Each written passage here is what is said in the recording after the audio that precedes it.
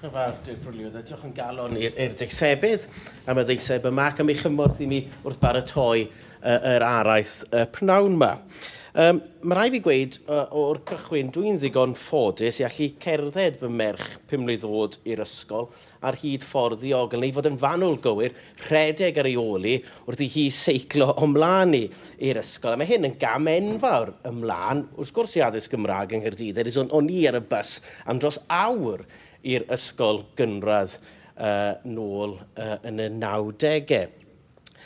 Mae'n deg dweud bod y mater yma wedi cael ei godi yn gyson yn y lle hwn. A dwi'n cydnabod bod e ddim yn fater syml. Mae'r cost yn fawr a mae rhaid tynnu'r llinell yn rhywle. Mae'r llinell mynd i adael rhai yn hapus ac eraill yn anfodlon. Oh, sorry, I thought that was an intervention. Lansiodd Llywodraeth Cymru adolygiad o defnyddiadau teithio gan ddysgwyr nôl yn 2019. Cafodd dadl gan wrthblaid yma nôl yn 2021.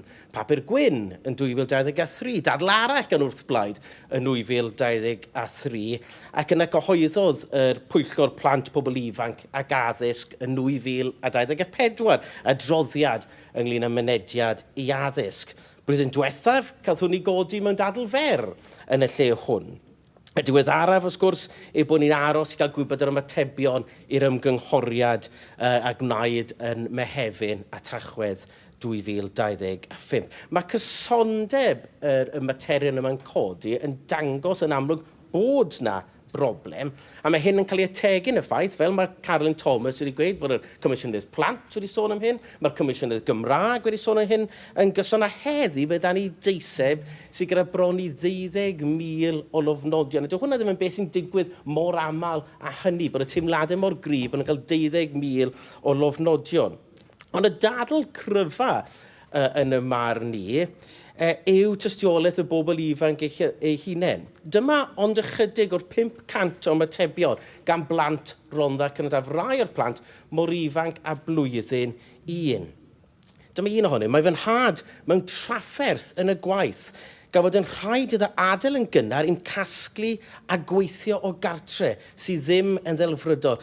A dyw fy mam ddim yn gyrru. Dyna bwysau ar blentyn ifanc, bod ei dad mewn trafferth yn y gwaith.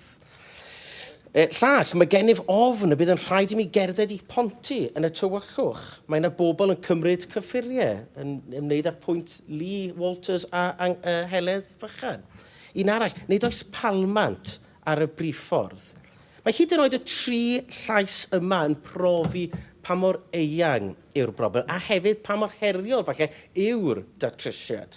Yn ddilladwy, mae cwestiynau'n codi am oriau ysgol, a sut maent yn cyd-fynd gyda oriau gwaith.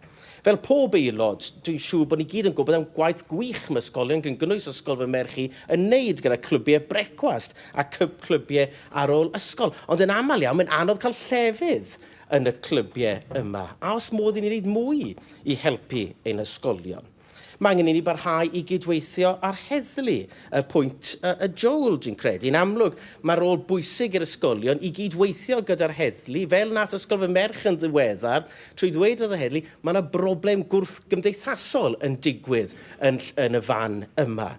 A mae'r heddlu wedi'n gallu mynd i'r lle yn ystod oriau mae plant a bobl ifanc yn cerdded nôl ymlaen o'r ysgol. Hefyd, dwi ddim yn deall pan bod rieni'n cael ei gwrthod gallu talu am lle pan mae yna lle gwag ar fws. Os mae'r lle gwag ar fws, dwi'n gwneud dim sens i fi bod y rieni'n cael ei gwrthod i hyd yn oed dalu am y lle yna. Yn ola, dwi'n credu mae rai ni adolygu'r deddfwriaeth mwyn creu fwy o hyblygrwydd pan mae'n dod i rheolau 2 filltir ysgol gynradd a 3 milltir i ysgol uwchradd. Wrth gwrs dwi'n ymwybodol bod modd gwneud apel, ond dim yn aml mae'r apeliadau yma yn llwyddiannus. Ac yn sicr barn rieni yw bod cost yn cael y flaenoriaeth dros ddiogelwch. Dwi'n credu cam mawr i helpu byddai adeiladu ar canllawiau gweithredol teithio gan ddysgwyr darpariaeth statudol Mehefin 2014 i wneud dim dod yn argymhelliad, ond yn yfynol i lwybrau fod yn droedffordd addas barhaus ar ffyrdd sydd â llif traffig ymhedrol i drwm, i lwybrau fod gyda fannau camu ar ffyrdd sydd â llif traffig isel, a llinellau gweld addas i roi digon o rybydd ymlaen llaw i yrwyr a cherddwyr, ac yn olaf i lwybrau a ffyrdd a llif traffig isel iawn fod gyda llinellau gweld sy'n ddigon da i rhoi rybydd ymlaen llaw. Dwi'n edrych ymlaen i glywed sylwadau aelodau ac yn enwedig yr ysgrifennydd y cabinet. Mae llawer o oedi wedi digwydd, mae angen y gweithredu. Diolch yn fawr.